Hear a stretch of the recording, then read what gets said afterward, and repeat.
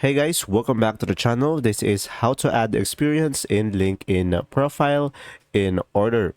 So guys, first thing that you will do is simply go ahead and go to linkedin.com and just simply sign in into your account.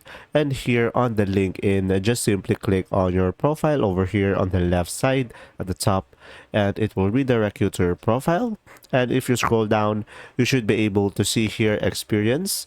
So guys, if you don't have this tab, you can just simply go ahead and scroll to the top and just simply click on add a profile section.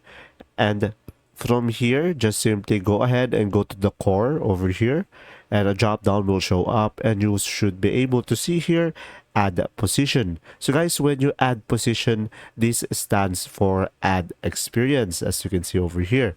And now from here, just simply provide the necessary information in order for you to add the experience. So you just simply provide the title, employment type, company name, and the start and end date. So guys, from here, as you can see, since I already added an experience, I will have an option to end the current position I have now on my LinkedIn profile. So from here, just simply check the position that you want to end in order to make it in order. And after that, just simply go ahead and click on the save. And now guys, if you scroll down to your profile, you should be able to see here your experiences, and you should be able to add it.